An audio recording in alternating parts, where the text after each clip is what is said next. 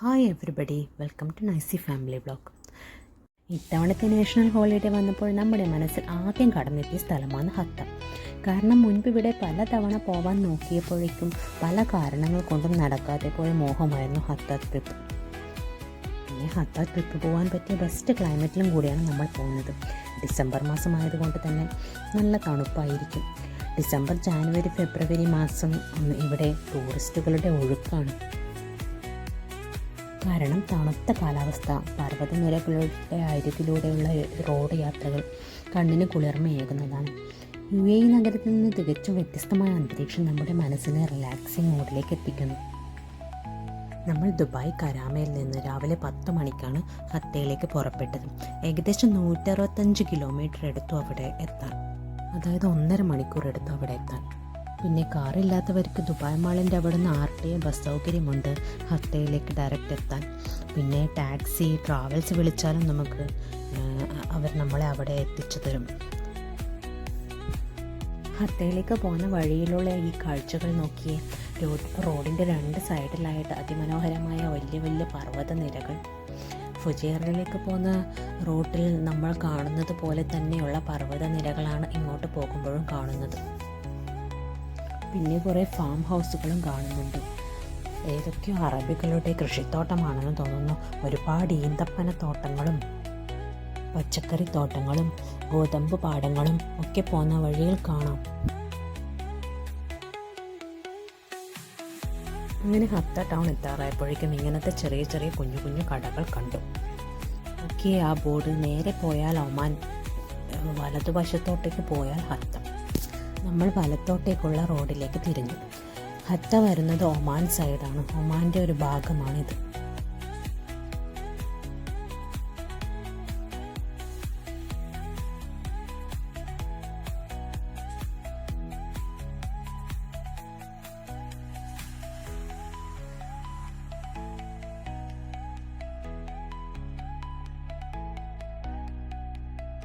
നമ്മൾ ഹത്തയിൽ എത്തിയ പാടെ കണ്ടത് ഈ ലേക്കാണ്.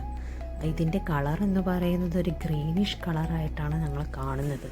അത് ഒരു അതിശയിപ്പിക്കുന്ന കാര്യമാണ്. ഞങ്ങളുടെ നാട്ടിലെ കുളങ്ങൾക്കൊക്കെയുള്ള ആ ഒരു കളർ ഈ വെള്ളത്തിന് കാണുന്നുണ്ട്. അതിതിൻ്റെ പ്രത്യേകതയാണെന്ന് തോന്നുന്നു. പിന്നെ ഈ പാർക്കിലൂടെ ഞങ്ങൾ നടക്കലും ഫോട്ടോസൊക്കെ എടുക്കലും തന്നെ ആയിരുന്നു.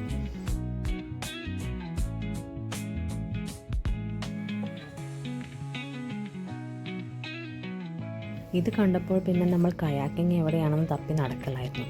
ഈ ഒരു ലേക്ക് ഒരുപാട് നീളത്തിൽ അങ്ങനെ നീണ്ടു കിടക്കുന്നതാണ്. മുന്നോട്ടേക്ക് നമ്മൾ പിന്നെയും നടന്നു. ഈ ഒരു ലേക്കിന് കുറുകെയായിട്ട് നല്ല ഒരു ബ്രിഡ്ജ് ഇങ്ങനെ നീണ്ടു കിടക്കുന്നുണ്ട്.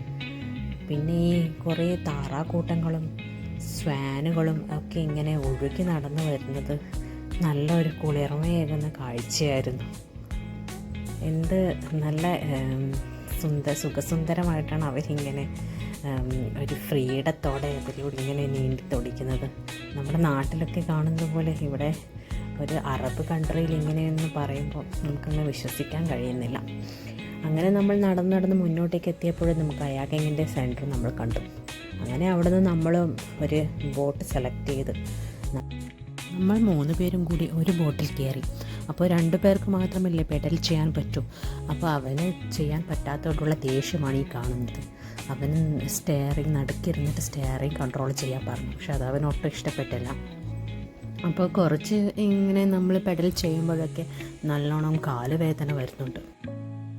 മിനിമം ½ അവറാണ് ഒരാൾക്ക് പറഞ്ഞിരിക്കുന്ന ടൈം. പക്ഷെ ആരും അത്രയും മണിക്കൂറൊന്നും റൈഡ് ചെയ്യുന്നുണ്ടെന്ന് എനിക്ക് തോന്നുന്നില്ല. എല്ലാവരും പെട്ടെന്ന് മതിയാക്കിയിട്ട് സ്റ്റാൻഡിലേക്ക് അടുപ്പിക്കുന്നത് കണ്ടു. കാരണം ഈ കാലുവേദനയുടെ ഇഷ്യൂ തന്നെ ആയിരിക്കും. അങ്ങനെ എനിക്കും കാലുവേദനിച്ചപ്പോൾ ഞങ്ങൾക്കും അങ്ങ് സ്റ്റാൻഡിലേക്ക് അടുപ്പിക്കാമെന്ന് ഞാൻ പറഞ്ഞു. അങ്ങനെ ഞങ്ങൾ അങ്ങോട്ടേക്ക് പോവുകയാണ്. അങ്ങനെ എന്നെ അവിടെ വിട്ടിട്ട് അച്ഛനും മോനും കൂടെ പിന്നെ റൈഡ് ചെയ്യാൻ പോയി. 75 ദിർഹംസ് എങ്ങാണ്ടാണെന്ന് തോന്നുന്നു ഒരു ½ അവർ കയാക്കിങ്ങിന്. അങ്ങനെ അവന് പെഡൽ ചെയ്യാൻ കിട്ടിയ സന്തോഷത്തിൽ അവൻ്റെ മൂഡ് ഓക്കെയായി. അല്ലെങ്കിൽ ഈ ട്രിപ്പ് മൊത്തം നമ്മൾ അവൻ്റെ പരാതികൾ കേട്ടുകൊണ്ടേയിരിക്കണമായിരുന്നു.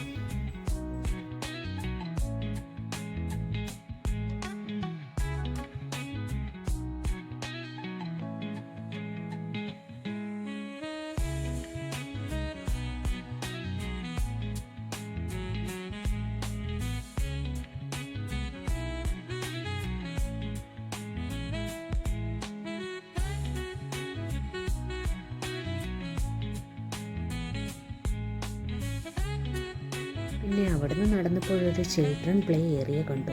പിന്നെ ഫുൾ ഡേ നമുക്കിവിടെ സ്പെൻഡ് ചെയ്യാനുള്ള ടെൻറ്റൊക്കെ റെൻറ്റിന് കൊടുക്കുന്നതായിട്ടും ഇവിടെ കാണുന്നുണ്ട്.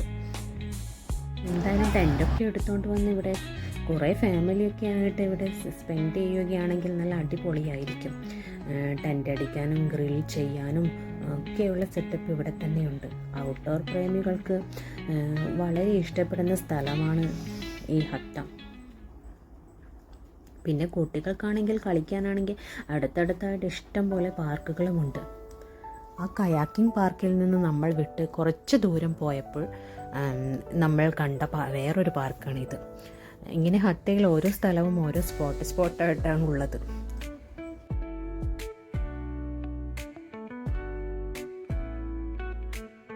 അങ്ങനെ ഫുഡൊക്കെ കഴിച്ചപ്പോൾ കുറച്ച് സമയം ഞങ്ങൾ റെസ്റ്റ് എടുക്കുന്നതാണ്. അവിടെ ഒരുപാട് ആൾക്കാർ ഇങ്ങനെ ടെൻ്റ് അടിച്ചും പിന്നെ ഓരോ പ്രോഗ്രാമുകളും ഇവൻറ്റ്സുകളും ഓരോ ഫാമിലി ആയിട്ട് നടത്തുന്നുണ്ട്. അങ്ങനെ എല്ലാവരും അവരുടേതായ പ്രൈവസിയിലും ഇങ്ങനെ മുഴുകിയിരിക്കുകയാണ്. അതൊക്കെ കഴിഞ്ഞ് വേറൊരു സ്പോട്ടിൽ നമ്മൾ എത്തിയിരിക്കുകയാണ്. എന്നെ അതിശയിപ്പിച്ച കാര്യം ഈ ഫോർട്ടാണ്. അവിടെ എന്തോ വലിയ സംഭവം ഉള്ളതുപോലെ എല്ലാവരും അങ്ങോട്ടേക്ക് പോകുന്നു. ഞങ്ങളും പിന്നെ അങ്ങോട്ടേക്ക് നടന്നു. ഈ വലിയ സ്റ്റെപ്പുകൾ കയറി വേണം അവിടെ എത്താൻ വേണ്ടിയിട്ട്. ആ സ്റ്റെപ്പ് ഇങ്ങനെ വളഞ്ഞ് പൊളഞ്ഞ് അങ്ങനെ കിടക്കുകയാണ്. പക്ഷെ ചെങ്കുത്താന് ഇരിക്കുന്ന സ്റ്റെപ്പൊന്നുമല്ല. ഇതുപോലെ കുറച്ച് നടക്കാനുണ്ട്, പിന്നെ സ്റ്റെപ്പ്, പിന്നെ കുറച്ച് നടക്കാൻ, അങ്ങനെയാണ്. അതുകൊണ്ട് ഞങ്ങൾക്കങ്ങനെ തളർച്ചയൊന്നും വന്നില്ല അത് കയറിയപ്പോൾ. ഇതിനു മുകളിൽ കയറിയിട്ട് നമ്മൾ താഴോട്ടേക്ക് നോക്കുമ്പോൾ ഹത്തയുടെ ഭാഗങ്ങൾ മൊത്തം നമ്മുടെ കണ്ണിന് അതീതമായിട്ട് നമുക്ക് കാണാമായിരുന്നു. അത് നമ്മുടെ കണ്ണിന് നല്ല കുളിർമയേകുന്ന കാഴ്ചയായിരുന്നു. അതിമനോഹരമായ ആ ഹത്ത പൈതൃക ഗ്രാമം മൊത്തം നമുക്കിങ്ങനെ കാണാമായിരുന്നു. ആ മലനിരകളും അങ്ങ് ദൂരെ നോക്കുമ്പോൾ ഫോഗിയായി കിടക്കുന്ന ആ മലനിരകളുടെ കാഴ്ച അതിമനോഹരം തന്നെയായിരുന്നു. അത് കഴിഞ്ഞ് നമ്മൾ പോയത് ഹത്ത കൾച്ചറൽ വില്ലേജ് പാർക്കിലായിരുന്നു.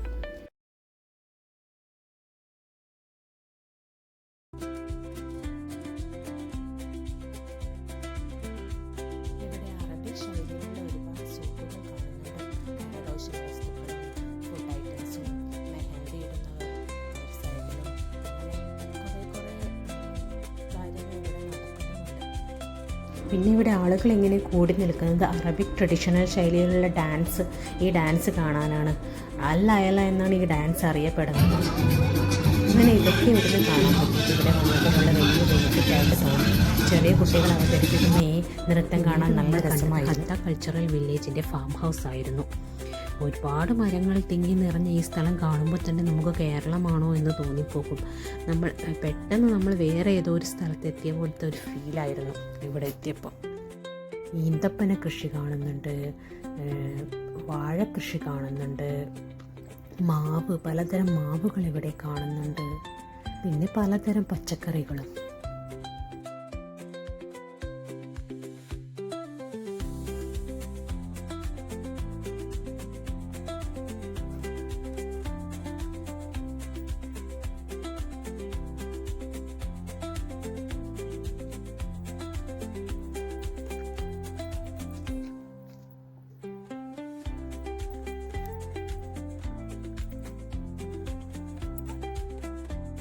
പെട്ടെന്ന് നമ്മൾ UAE-യിലാണോ എന്ന് തോന്നിപ്പോകും.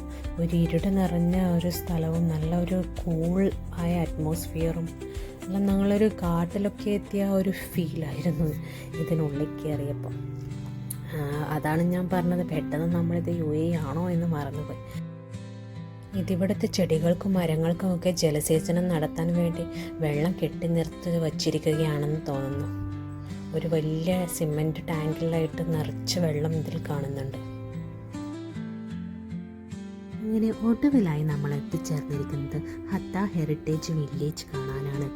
ഹത്ത പൈതൃക ഗ്രാമം നൂറ്റാണ്ടുകൾക്ക് മുമ്പുള്ള ജീവിതം പ്രദർശിപ്പിക്കുന്ന പരമ്പരാഗതമായ വീടുകൾ, കോട്ടകൾ, സാംസ്കാരിക പ്രദർശനങ്ങൾ എന്നിവയുടെ പുനഃസ്ഥാപിക്കപ്പെട്ട ഒരു പുരാതന ഗ്രാമമാണ് ഹത്ത പൈതൃക ഗ്രാമം. കാലത്ത് ഇവിടുത്തെ ആളുകൾ എങ്ങനെ താമസിച്ചിരുന്നുവെന്നും അവരുടെ ജീവിത രീതികൾ എങ്ങനെയായിരുന്നുവെന്നും ഒറ്റ നോട്ടത്തിൽ നമുക്ക് കാണിച്ചു തരുന്നവയാണിത്. ഈ കാണുന്ന ഹാളുകൾ അന്നത്തെ കാലത്ത് വെന്റിലേഷന് വേണ്ടിയിട്ടും തണുപ്പകത്തേക്ക് കയറാൻ വേണ്ടിയിട്ടും അവർ ഉപയോഗിച്ചിരുന്ന സംവിധാനമാണ്. അകത്തെ ചൂടുള്ള വായു പുറത്തേക്ക് കടത്തിവിടാനുള്ള ഹാളുകളും കാണുന്നുണ്ട്. അടുത്തടുത്തായാണ് ഈ ചെറിയ ചെറിയ വീടുകളിൽ ഇവർ താമസിച്ചിരുന്നത്.